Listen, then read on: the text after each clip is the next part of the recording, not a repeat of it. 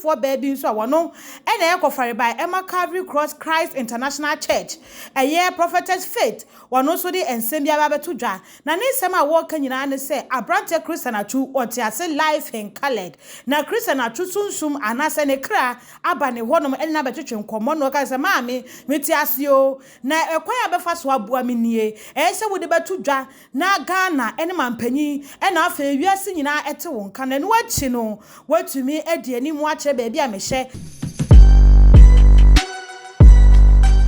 Isaac Nana Obiri Yeboa Enterprise ye Isaac Nana Obiri Yeboa Enterprise nkwan na betumi ama nkundwa papa ti said ya mesisu Isaac Nana Obiri Yeboa nkwan na betumi ama o nkundwa ene ni wardrobe ne dining ne bar ene ni dressing mirror e wo man we mu ane bo no e dafo na na beto kundwa Isaac Nana Obiri Yeboa na service ka o dia frɛ no ma na egu screen ni so no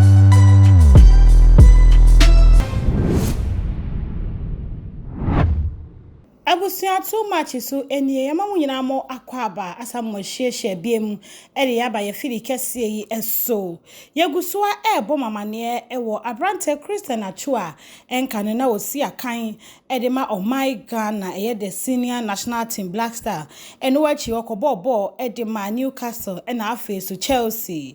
eya kona wotwemienu a enesa ena oh my Ghana ye denya ne ya yanti asem da amane ne nyina ne se wode wani eche tekiman mu a eya ade a atorenchem kese esi wo ho enam so ema abrante Christian Atsu ko kan senseme e wa asase ase a ebusua ye hwe ne baabi a ye hu no na bra amane boyi beto fom no dodo na edi abobo no dodo na eka ensempa edefa abrante hu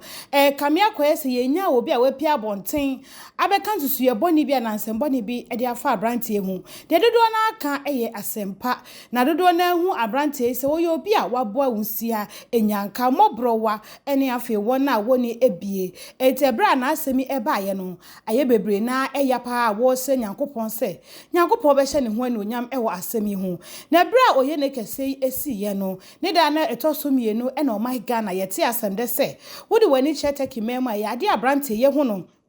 adina kwakopiem ewa yaresabia wo jarehwe na nso ebra eguso a ye die rusi e wo tweyemu se ne ho to na na asede na esie no ena na damfo a ye frɛ ne wakaso enka ne no so si akan e de ma the senior Black Star onu so pia bonte be kasa se ensem no kra bia nim efi se o mo chen yaresabia bia wo taki o mo hu ba bia abrante Christian Atsu ewo na ebra sare wo sem we se pia bonte bia ma apɛ ena ne yire dofo o ebro ne fita wo UK brochimemu eso de na rewo atete a wo komu edebetu wiase nyina anim egina so ede adesede to UK aban anim se wo munye bibi emfanfa ho na yesi na wotwe mu a oh my Ghana ye bom pempen yegusu abom pa ya sere rade se ede be na ekọ wo manabasa ni mu ayede ana ase oyi na ni ahinta ye na wosansem ni atwe mu aye wo mu ano ene enya adifo bi pia bonten ye ebe ka se de aduru ni de oh my Ghana ye ntu ya adwene mu na abrante Christian Atsu wo ka owo bofo nsa e wa asamado entinya ade a wo se be ka ye sebiem asembeto abonte na Ghana force ho mu abia mu de agise kohwiegu wom se yenie agise mu ahu se bibia si Ghana sofo be hye nkom sisi a se Ghana fo bi de abufuo kasa ya na nya asenketoa na no achi na dodo na so bo mampanyi so bo se ade show boy wo de nka wutimi nya bi ni o na so e kamia ko esa asase mu de wati ada kra wunya bibia emfanfa ho dodo na akasa akire wo mo adwen na watwe mu eguso e watwe ye mu no e na ye ne manager na mle so e ma abrante Christian Atsu kopiem ewo Turkey ye frene na ono so UK brochimemu no ote e na opi abonte be kasa se kamia ko ese football team ya abrante Christian Atsu ebo no omayi omani kura asede ese ne inform ho enti ogina so de adesede to wiase nyina anim se obi biara sabre wote ne nka obetumi abeya abrante ne adom na ba bia Atsu ehye na afreso ni pampip mo ko hya sase ase no yetumi ehu wo mo na obi akoka abusua ensa na abusua wo osu edi areho no omo so atimi bepa wo mani wa mu ne nsuo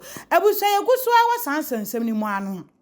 ena amane bonisa beto odwa se eye akura bia wonya emfie du eso de nkomhye bia pia bonte o ka se abrante Christian Atsu aba be so ne daye a eche se abrante no otiase enti yenya wotweye na yenya ni daso ne eguso wotweye mu ni daso mu no ena nadamfo ba akwa sabre no ansa na atorenchem ne be so okosra no so ye abrante sam onu so de beto odwa wo kire se ebre okwa Atsu wo no na Atsu ani dem na otene kamu enti betumi aba se edan ni dwirigu ni edwirigu ne so ebreko a na wote ka ni mu enti no so e de ntiwa hyew foforo kra ba na se no so ma take rescue team no amomo direction foforo kra mpa wo mo e de hwehwe na amane boni biem sa beto odwa se de ye take mani mu ono ma so manya camera bia wo mo dia adomu akwa asase na se kwakwo sa Abrante Christian Atsu o hye wono ma wote wodin a wo je na home pa na de aka ne se ye be ma na aduane bia di ana so benya nso kakra kwanchi ne minim se de be ya ebetumi asustain wo ba bia wo no na no achi rescue team na fa kwan foforo a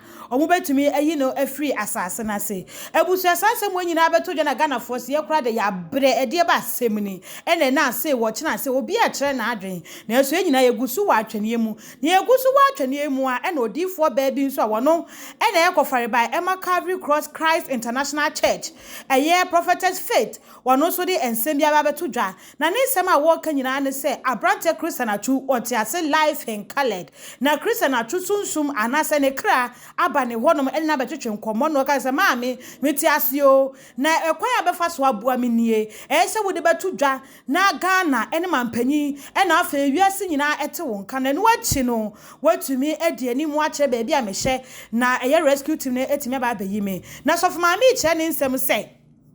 Oja nyame asem so o Jeremia eye eti aduasa miensa njichemu miensa ne so wo se Bible kire se ebre a wa hu yehia mu ebre a wo hwe bibia wo hu a wayira no so frɛ me asafu Awurade na meje wo ampa ne ampa prophetess yi kire se wo so frɛ Awurade no Awurade agye no akye ne ba bia Atsu ewo na wo se ade ba akopa ha ne na etete no eye tim a Atsu ebo wo kire se sa tim no wo mu nya de kra so matwi wo mani sika kakra mu di shemo no mabo rescue team no momatime yi Atsu no eno na akwakoye o madwenje o mu hu de o munya no bo mo kire se na Atsu ba akufo epa ne betam sika twitwi de ama rescue team so wonkoyi ne de na nese club ne sika nyina akra besa na ansa kra na atwenche we beto Atsu no eye papa kese a wono na da crime check foundation anu kra pia bonte be ka se Atsu abobo no be bosomi nkunu ni yentua aneka enti e kame kwa esem se team na akasa no mu nhada ni sika sa o metimi editu sa anamo no ba prophetess kire mu se mampanyini ne be ya adwen na Ghana fo ene ne be ya adwen na Atsu abusu ne be ya adwen dia eni onko betumi o betumi na kwakopiem o Turkey na wadi rescue team nanim ne wachom baby potia Atsu ehye na omatimi ayi na ba se na enkoye se wo mo nante hwani o mo hu baby a wo mo de o mo nsese ekobo na mmom wo di o mani chom se hapote ena Atsu ehye ntimututu wo o betutu wo so ampa ne nuane ampa na Atsu ehye wo eni sa na prophetess kire mu na enti abusua se be ya eye mampanyi ebete na GFFo so ate na wo mo se fata so bete na Atsu abusu na ba bia edru ne de is over to you enne se mo akasa mbaka mo siesi so na Ghana fo aboa mo na motwa eye plane ticket mama ami na mo de akwa kopie mo Turkey no watimi ache ba bia mo de hye ne hye ne yi na ba asomdue ma abusu anka be de papa paye enti abusu amanebo a asabeto ye pono so ebiem e wo tu ma GH eso no wadaro ma bomode asa obe subscribe e de ama me wo wi aja wo comment na comment section wo making kan e de ama wo pia so e ma video no enko afoforo wo na wo mu hu update about Christian Atsu